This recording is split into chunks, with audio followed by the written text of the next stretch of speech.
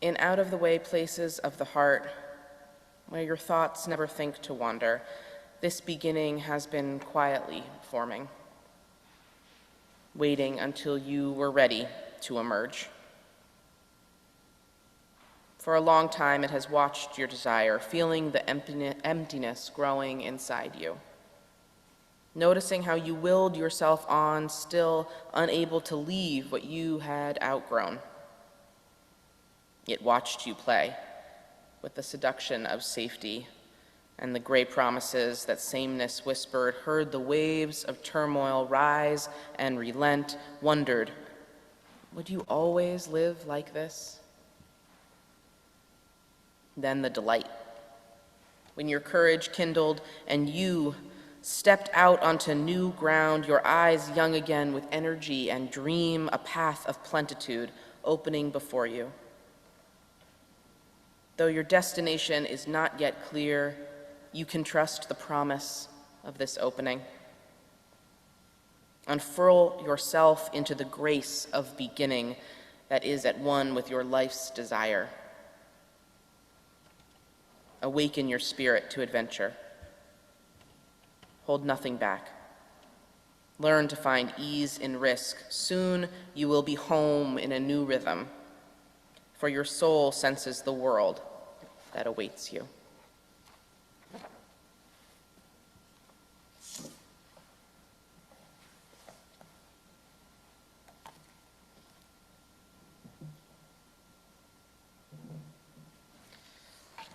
More of my scratchy voice for all of you.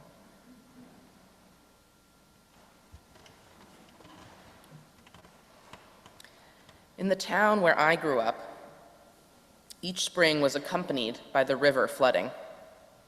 The banks would give way and the water would spill out onto the grasses and the meadows on either side, making for marshland that would last from April till June.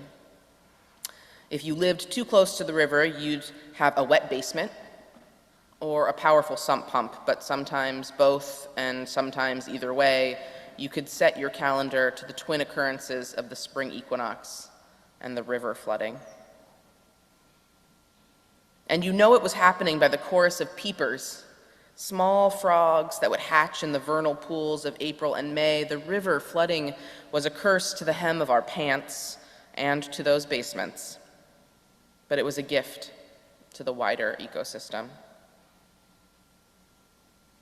I always loved that seasonal marshland. I always admired the way the river rose, and it got too big and too full for its own container, and it would sloppily ooze out and cascade in equal measure out of the borders, out of the boundaries, blurring the line between river and non-river. I admire rivers a lot.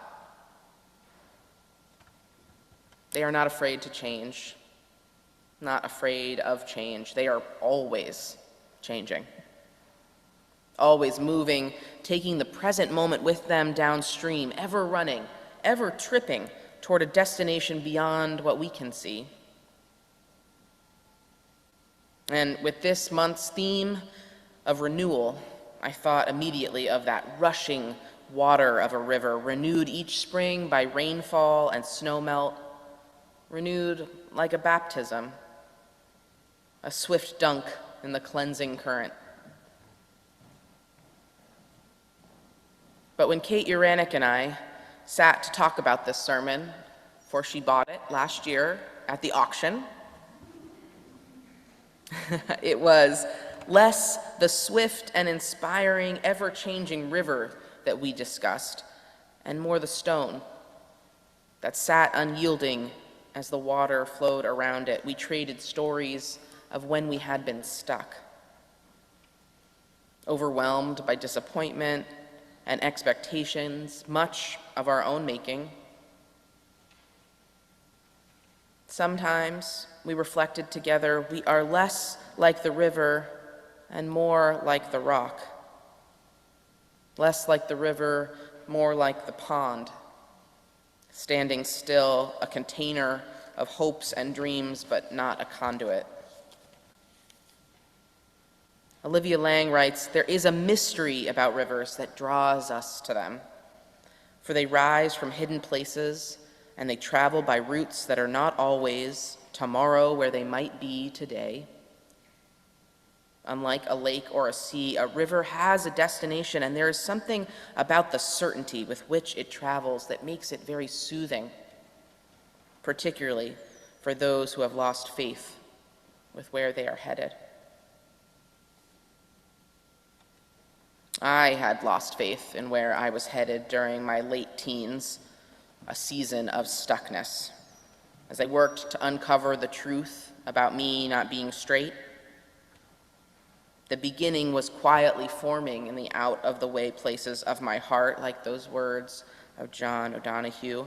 Those thoughts stuck and lying in wait until I was ready to emerge, to step into the rushing waters of fulfillment. For I felt stuck. I was stuck. Because my heart and my soul felt unfulfilled, perpetually lonely, unable to feel accompanied in this life, looking in the wrong places for the kind of kinship, the kind of relationship, the kind of friendship that would abate my soul's need for a deeper connection. I longed for love, and I was so confused as to why I couldn't seem to find it. And while I don't remember being in the closet, so to speak, I do remember lying on my bed senior year of high school, heartbroken that I couldn't find a boyfriend. I couldn't create a connection, and I kept thinking, well, it's not because you're gay. You're definitely not gay. That's not it. And I kept trying the same things, expecting that the outcome would be different. And so I remained stuck, wondering if my life would always be like this. So too was it with Kate, having lost faith in the direction of her life as an ER physician. Blessed with a stable income, status, and prestige that comes with practicing high-intensity medicine, she was perceived to be successful. But Kate found herself unsatisfied and numb, deeply depressed, unable to recognize herself, only that she needed to make a change and leave behind all that she had worked so hard to achieve if she was to find herself again. Unfurl yourself into the grace of beginning that is at one with your life's desire. What is it that allows us to make that change from pond to river? What is it that blesses us to make a change, to embrace transformation, to be renewed and reborn in the shape of something different? So often it is fear that holds us back. Fear of the unknown and fear of the discomfort, fear that turns us into that stone. Sturdy, sure. Reliable and consistent in our place, there are definitely things to be said in favor of being the stone.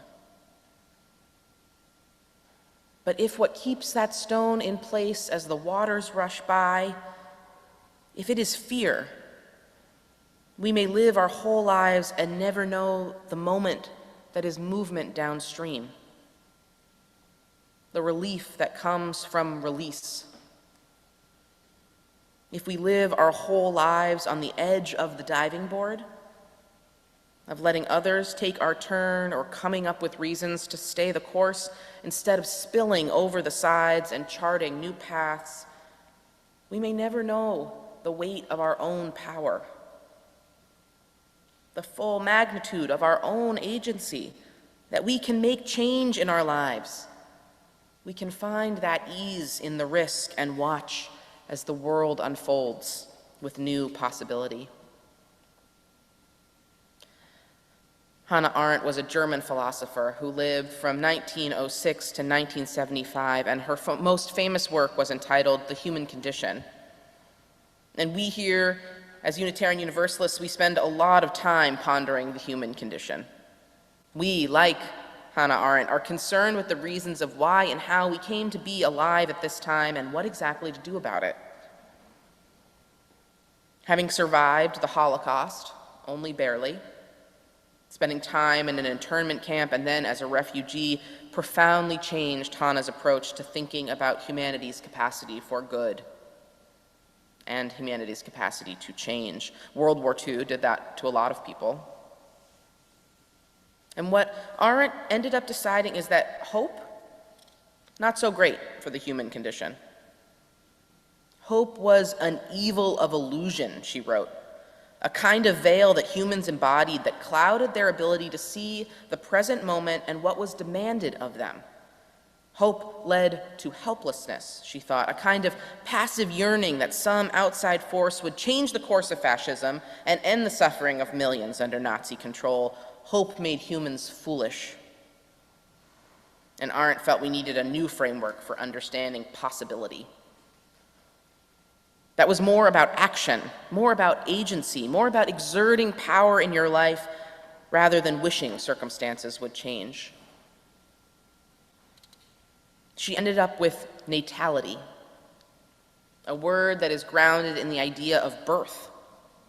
Birth, one of the few universal experiences, invites us to believe that each of us already knows what it is to start over, what it is to begin anew, to create, because we ourselves have been created.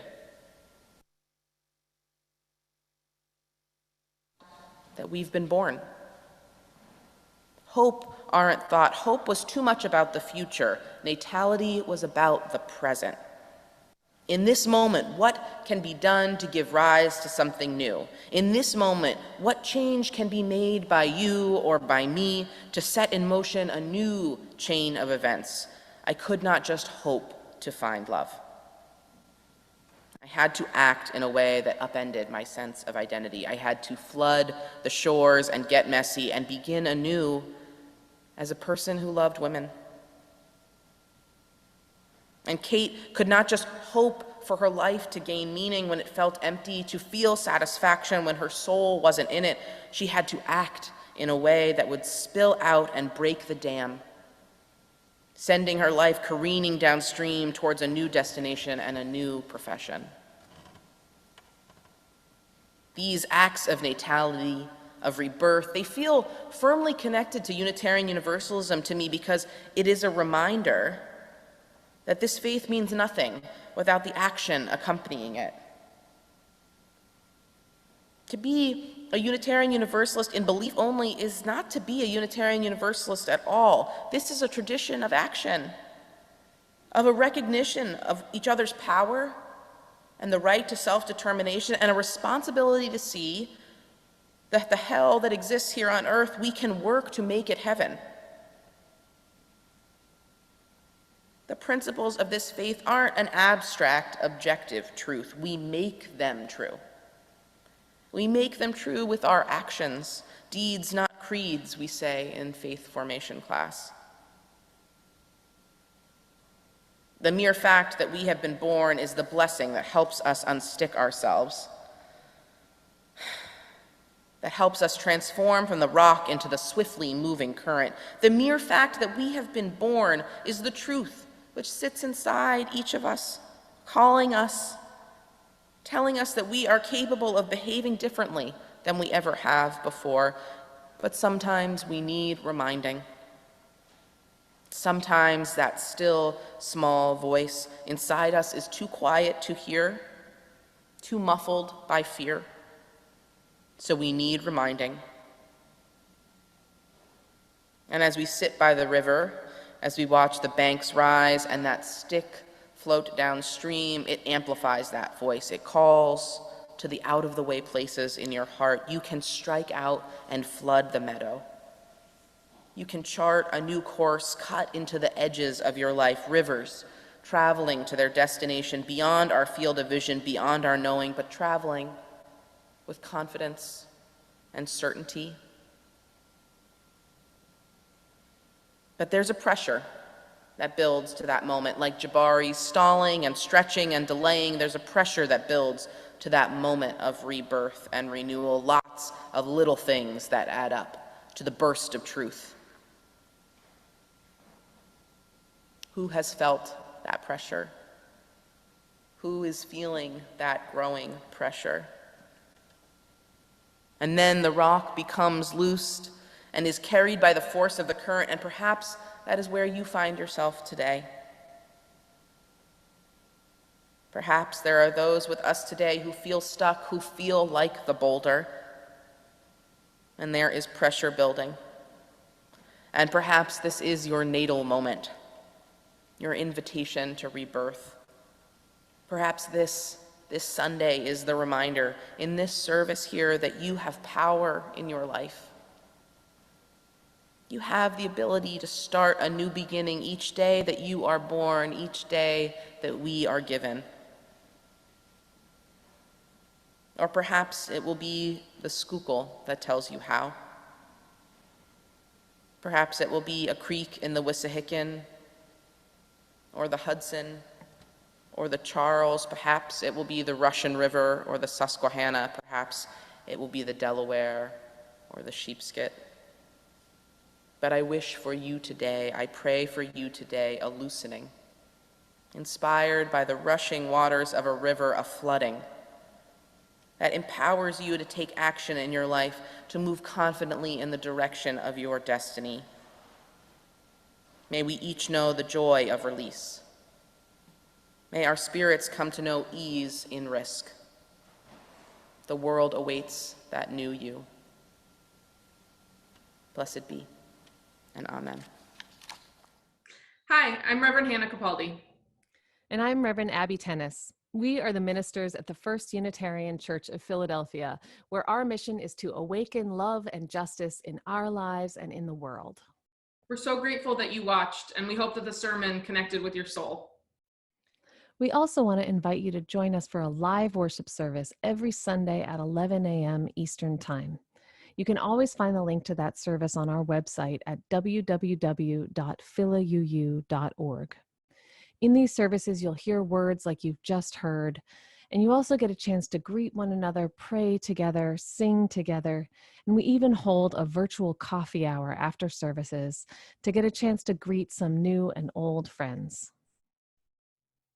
If you want to support the mission of this community and you feel moved to give, you can do so by going to the website that Reverend Abby just mentioned. You can find that link below, or you can text 215-709-5095 and follow the prompts to give. If someone in your life needs to hear these words today, we encourage you to share this video. And again, thank you so much for watching. We hope to see you soon.